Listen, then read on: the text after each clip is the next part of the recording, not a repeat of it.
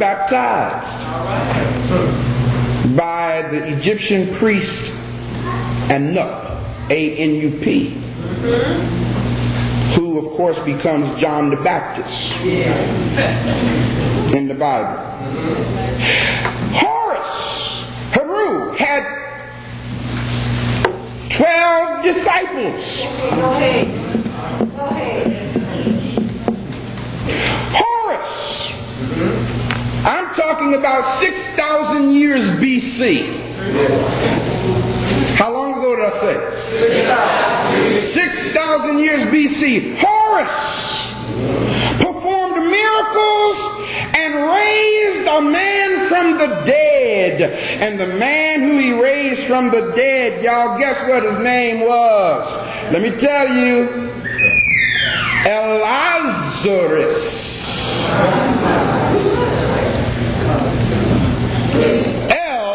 Lazarus, who became Lazarus in the Bible.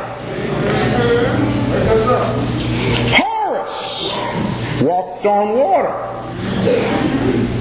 Horus, 6,000 years BC, was transfigured on a mountain in front of his disciples. Horus was crucified. Osiris Horus was crucified and buried in a tomb and resurrected 3 days later. Osiris Horus was known as the way, the truth, and the life. He was called the Messiah. Osiris Horus was called God's anointed son. He was called the Son of Man. He was called the Good Shepherd. He was also called the Lamb of God.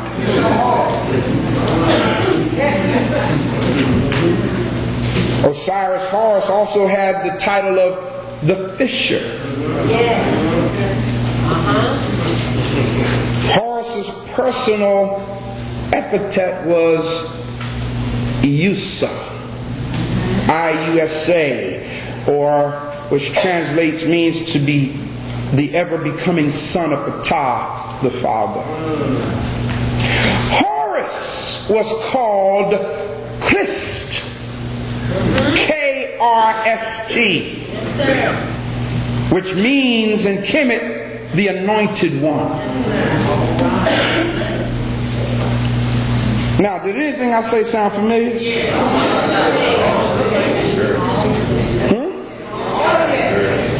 We've been taught about all that, haven't we? But it wasn't about Horus, was it? Well, let me go to the next one. This guy's name is called Krishna. Krishna dates back to 5,000 BC, which means he was after Horus.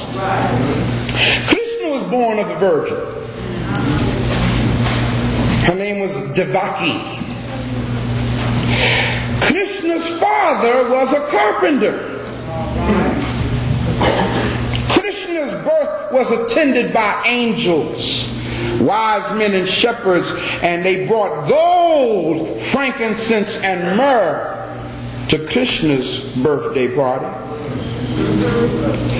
Krishna was persecuted by a tyrant who ordered the slaughter of thousands of infants.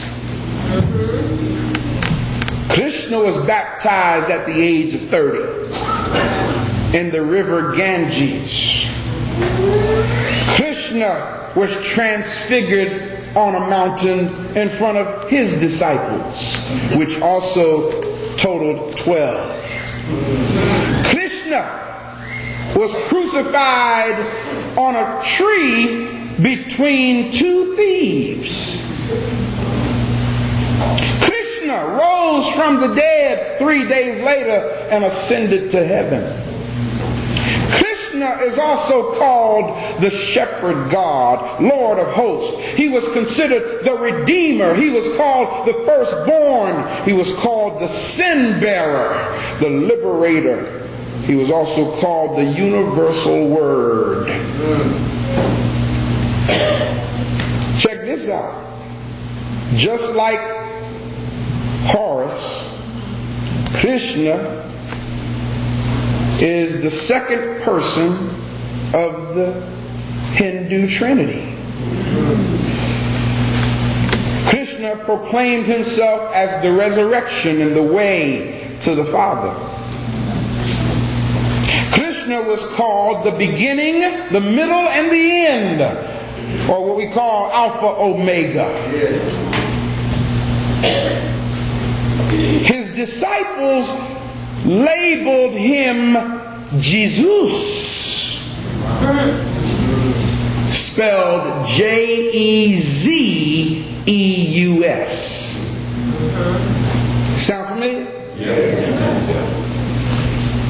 What's really deep is Krishna, the Hindus will tell you today, they're waiting for his second coming, because he is supposed to return back to earth to do battle with the prince of evil in the final judgment day. Can I drop some more information on that? Y'all mighty quiet up here. Everybody say this. The Son of God, S-O-N, is the Son of God, S-U-N.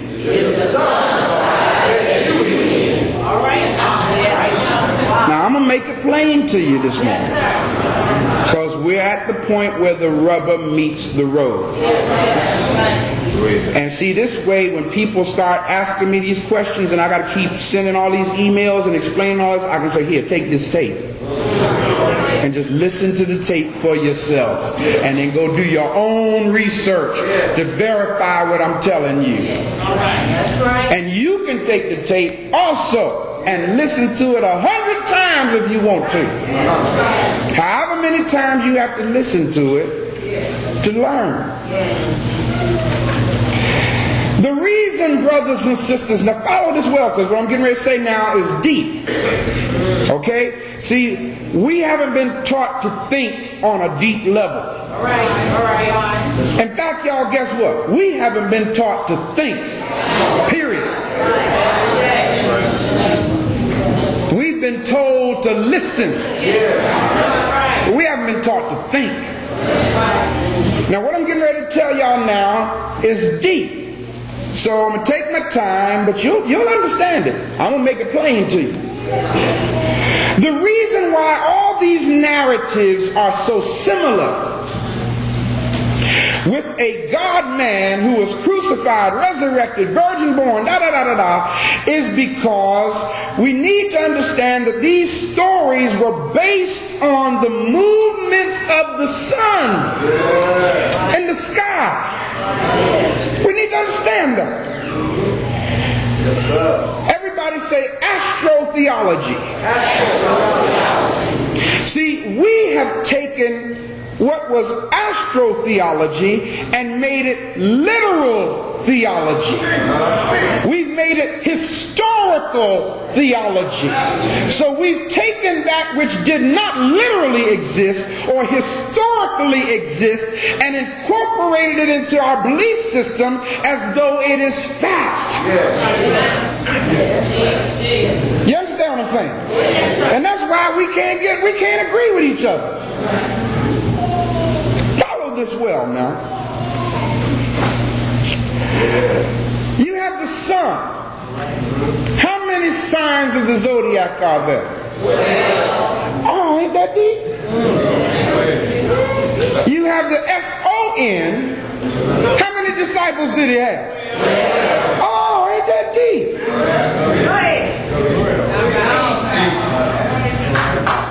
Check this out now. Check this out. Yes, sir. Most of the world's crucified God men have their traditional birthday on what day? December 25th. This is because the ancient